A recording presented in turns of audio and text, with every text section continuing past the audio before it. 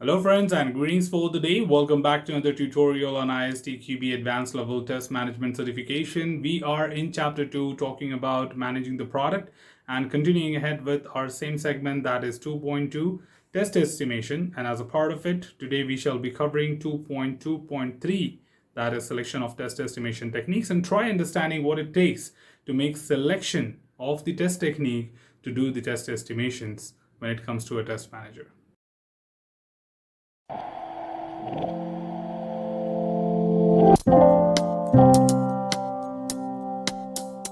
If you try recalling what have we covered in the foundation about test estimation techniques, we covered 4 techniques there, that is estimation based on ratio, extrapolation, the wideband Delphi, and also the 3-point estimates. And all of these were categorized into 2 categories, that is metric based and expert based. And we also told you that metric based techniques are those which are related to the data, historical data from the organization, which are used to derive the estimates.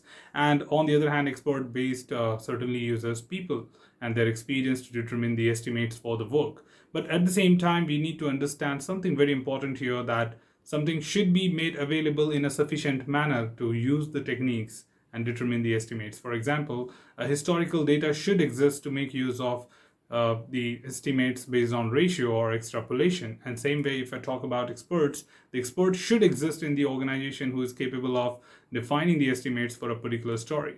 And that is where it becomes very crucial for the test manager to understand that there are several things to be taken into account before blindly selecting a particular test estimation technique. And this segment will talk about more on these factors, that what is the process of selecting and what kind of other factors which may influence the selection of the estimation techniques altogether. So to get started, the very first part is talking about some of the discussion, like the test estimation should cover all activities which are involved in the test process. It is not that the organization only considers some of the key activities.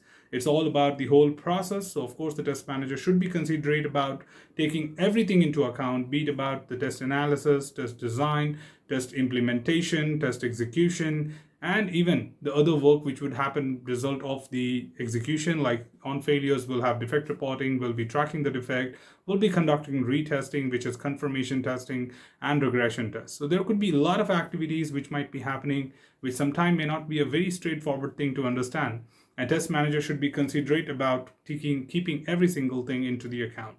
Also to add here, of course, the additional thing is the familiarity and the experience with the product will likely affect the quality of the estimates. The more we know about the product, having previous knowledge, experience about working on similar application, then what kind of information has been passed on to us, like the quality of the basis, like requirement or user stories, they all heavily contribute to make a more accurate estimates. Otherwise, the estimates might be very poor and we may need multiple revisions to be done from time to time. Also to add here, the estimation techniques do exist, which can be categorized either metric and expert based. And in most cases, the estimates, once prepared, must be delivered to the project management along with the justification. Now, this part is mainly to talk about that when a test manager is done with estimating the overall test effort, should be submitted to the project manager, basically to see that if this is something significant enough to understand, or is that enough, or is this too much to allocate to testing. Because we do have a fixed budget, we have fixed time. Do not forget that testing is a part of the overall project or overall SDLC. So whatever we have the total budget, we have a ratio allocated to testing. So our efforts, our estimates must always well be within the overall project management cost, time, and effort. So that is where it has to be justified as well to the project management, so that they can take a necessary understanding from those estimates and then conclusively give the approval on your estimate. So it's not that we estimate and people will agree to that blindly. We will have a conversation on top of it, and we may have to convince the project management that we need significantly this much time to perform these activities. Hampering this estimate would be impacting the quality of the product as well, or the amount of testing to be done. Also to add here, it is important to keep in mind that any estimate is based on the information available at that time, okay, when it is prepared. So it's not necessary that you have every single information right in the beginning. And that is also to add here that your information may change over a period of time. For example, you may get change requests, you may get more new information, you may get better visibility to the product expectation, and thus it may require you to revise your estimates. So revising an estimate is very common. It's not that once defined should not be changed. As and when you feel that there's something new coming up and for that we need some extra time, a good test manager should be capable of redefining the estimates in the same sense. And not doing that would result into failure and glitches. And also, it is not a good practice to keep changing your estimates quite frequently. Okay, but many people quite often ask me that, is that a good practice to do changes in the estimation? Does that show incapability of a test manager? I always say that no, it's not incapability as far as you are attending the changing requirements or something which was never observed earlier. It was not something which was not clear to anyone, including the development team and design team. Then that's something which is important for us to consider. But if it was mentioned but the test manager did not consider it, that could be called as incapability of the manager. Okay, so as far as things are mentioned and you have considered them and then something new comes, it is good to do the estimation change or revise it so that you can now be up to date, and there will always be some information which will pop up as you progress. Initially you do the estimates, so you may have only limited information, and as you get more information you may look forward to revise. So revising is not restricted. You should look forward to revise your estimates as and when you find something new and you think your team needs more time and more effort to do that job. Finally, to add here, of course, those things which are the other factors which may determine what estimate technique to go with. So of course we have some of the factors listed here like estimation error. Now some techniques provide a way to calculate the standard deviation, which is a measure of uncertainty or variability of the estimate. For example, 3-point estimation techniques. So we need to understand that what kind of techniques would be more better. So if you think you're working on a project which is a little deviating here and there, and this is not something which is very rigid, very fixed. So say for example, you're talking about agile methodology, of course something new will always pop up and there will always be a change request because we do welcome changes. So using such techniques would be of great help, and we determine to select the expert-based techniques in that case and then consider those. So why saying estimation error? Because of course estimation error may happen due to changing requirements, and thus it will require techniques to be used relevantly, which results into standard deviation rather than a hard-coded input. Same way when it comes to data availability, of course some technique require historical data like metric-based techniques. So we do talk about estimation based on ratio or extrapolation. These are the two techniques which depend on the data and certainly requires us to have the availability of the data. In case data is not available, you are an organization who is pretty new to this, then certainly this is not a technique which is recommended. But if you have the data available, then this is the technique what you can make use of. So it's more of like understanding what factors influences the selection of metric-based, expert-based, and then what should be there in order to do that. Okay, if it is not there, you cannot do it.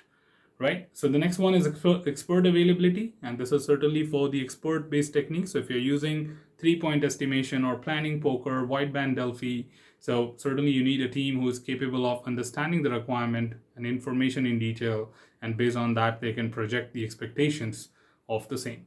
Same way, knowledge and modeling. So some techniques do require use of mathematical models to calculate the estimate, which is again going to be a part of extrapolation and 3-point estimation. So there are some mathematical equations, and if you remember, we have discussed, we take average of previously completed iteration in extrapolation, and in 3-point estimation we take 3 estimates, most pessimistic, then most likely, and most optimistic, and divide by 6. So basically it's A plus 4 times B then C, and then we divide it by 6 to get the harmonic mean. And these are the things which become important. So if it's just not that like some different number given by the people would be taken as the input. We will have some calculations also involved, so people should be aware of the formula and the way it should be calculated.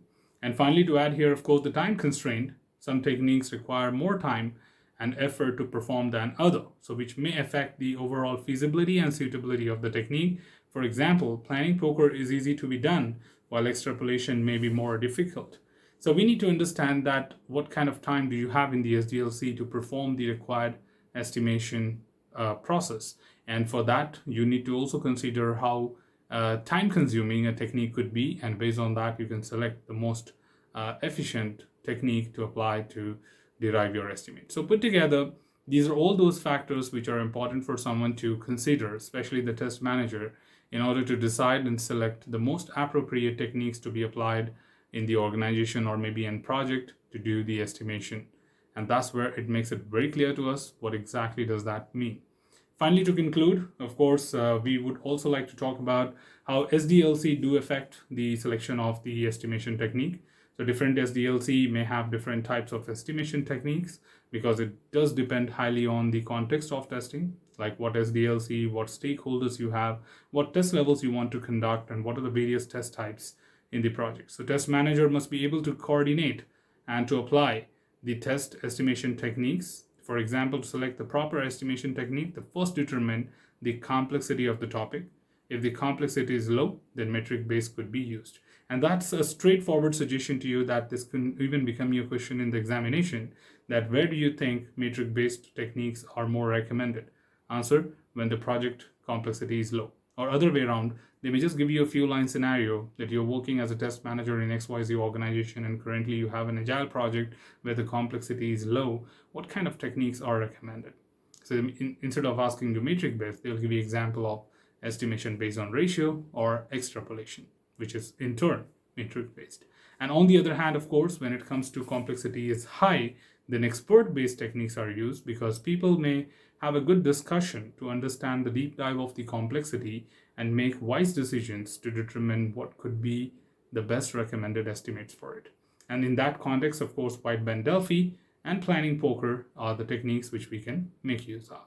So these are all additional factors which someone can consider to determine the selection of the estimation techniques. So put together, this was all what we had from the selection of test estimation techniques by including various factors.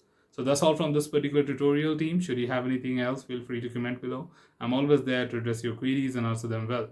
Till then, keep learning, keep exploring, keep understanding the context. Thanks for watching the video, team, and happy learning.